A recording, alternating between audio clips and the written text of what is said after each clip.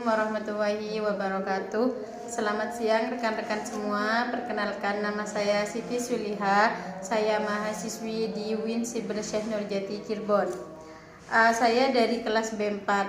Video ini dibuat untuk memenuhi tugas mata kuliah bimbingan dan konseling yang diampu oleh Ibu dosen Hajah Septi Gumiandari. Baik, pada kesempatan kali ini saya akan membahas tentang manajemen bimbingan dan konseling. Sebagaimana kita ketahui bahwasanya bimbingan dan konseling merupakan proses pemberian bantuan kepada seseorang agar dia mampu mengembangkan potensi, mengenali diri dan juga mengambil keputusan yang tepat secara mandiri. Itu pengertian dari bimbingan dan konseling. Sedangkan pengertian dari manajemen bimbingan dan konseling yaitu proses perencanaan, pengorganisasian, pelaksanaan dan pengawasan layanan konseling agar efektif dan efisien.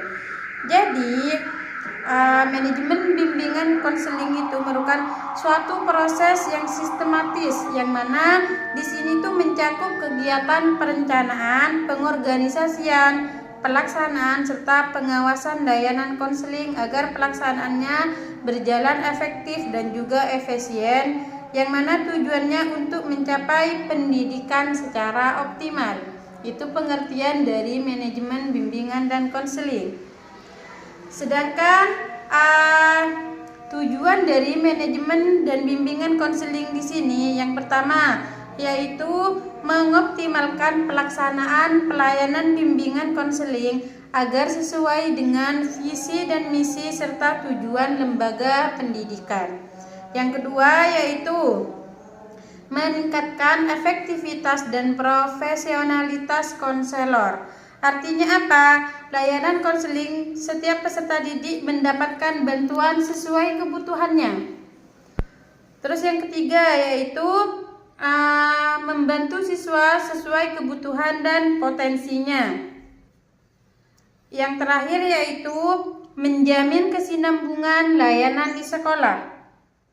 Jadi di sini menjamin kesinambungan layanan bimbingan konseling antara siswa, guru, orang tua dan juga pihak-pihak sekolah lainnya, entah itu dengan staf guru, dengan staf sekolah seperti tukang sapu, tukang kebun dan lain sebagainya.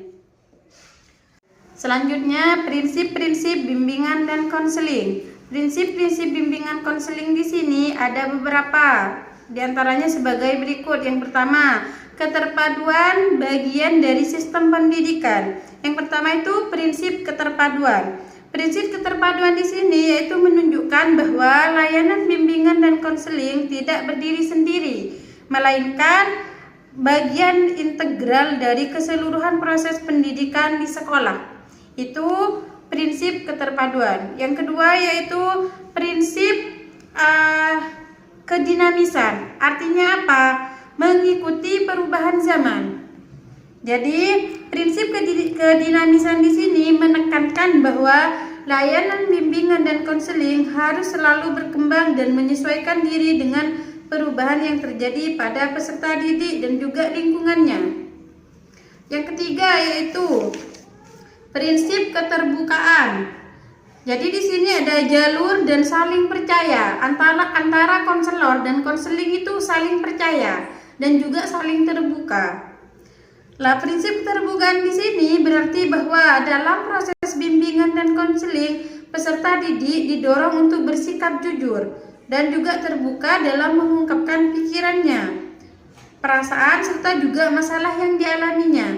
Jadi tidak ada hal yang disimpan. Semuanya itu diungkapkan secara jujur oleh peserta didik yang melakukan bimbingan dan konseling. Selanjutnya yaitu prinsip kerahasiaan.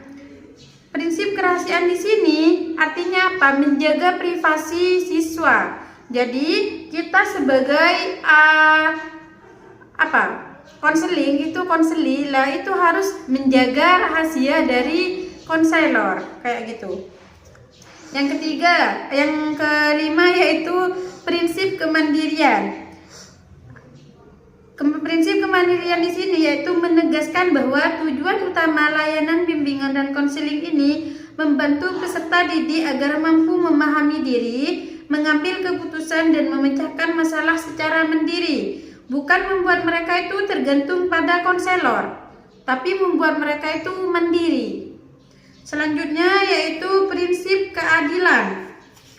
Prinsip keadilan di sini yaitu menekankan bahwa layanan bimbingan dan konseling harus diberikan kepada seluruh peserta didik tanpa membeda-bedakan latar belakang atau status sosial siswa. Misalnya, soalnya si A anaknya orang kaya, maka dia dilayani dengan baik. Tidak seperti itu. Makanya ada prinsip keadilan agar semua siswa diperlakukan dengan adil, diperlakukan secara sama kayak gitu. Terus itu merupakan prinsip-prinsip dari bimbingan dan konseling. Selanjutnya ada fungsi manajemen bimbingan konseling. Lah di sini fungsinya itu yang pertama fungsi perencanaan atau planning. Artinya apa? Yaitu menyusun program sesuai kebutuhan. Jika kebutuhannya misalnya kebutuhannya konselor itu apa, maka kita harus menyusun dengan baik agar semuanya itu terencana. Yang kedua, fungsi pengorganisasian. Setelah rencana tersusun, langkah berikutnya adalah pengorganisasian. Lah fungsi ini berhubungan dengan pembagian tugas, penetapan tanggung jawab serta pembentukan struktur kerja dalam pelaksanaan layanan bimbingan dan konseling. Selanjutnya, yang nomor 3 ada fungsi pelaksanaan. Fungsi pelaksanaan itu apa? Yaitu tahap di mana seluruh rencana dan struktur organisasi diwujudkan dalam bentuk kegiatan nyata layanan bimbingan dan konseling. Itu di fungsi pelaksanaan. Yang terakhir yaitu fungsi pengawasan dan evaluasi. Jadi dari fungsi ini kita bisa menilai hasil dan perbaikannya.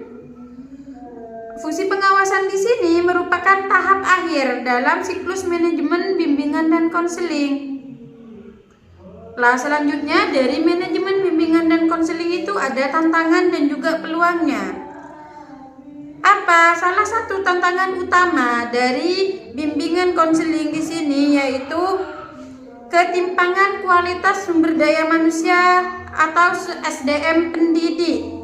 Khususnya guru bimbingan dan konseling yang belum merata di seluruh wilayah di daerah perkotaan.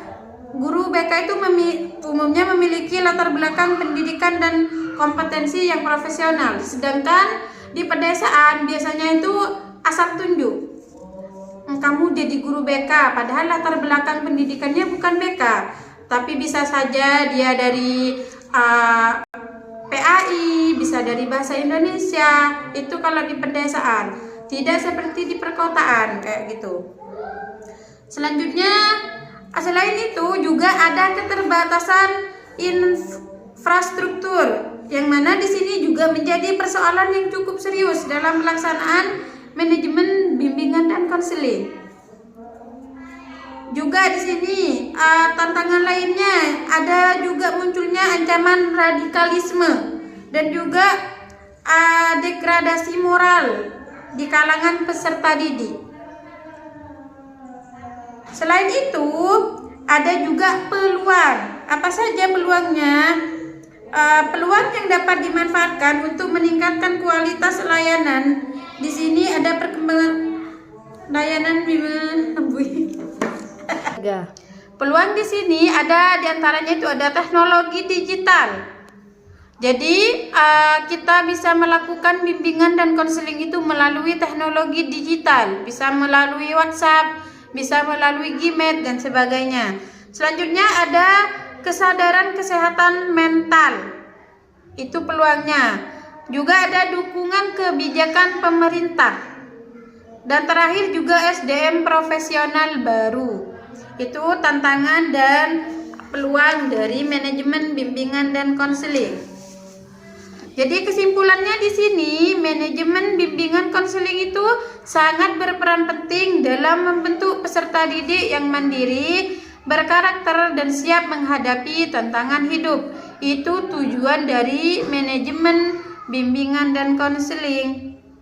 Lah, saran di sini, saran dari agar bimbingan dan konseling itu merata, yang pertama yaitu harus meningkatkan kompetensi guru bimbingan dan konseling. Yang kedua yaitu harus memperbarui kurikulum. Yang ketiga, pemerintah juga harus menyediakan fasilitas. Dan yang keempat, perkuat kolaborasi antar pihak sekolah. Dan terakhir, tanamkan nilai keagamaan dan kebangsaan.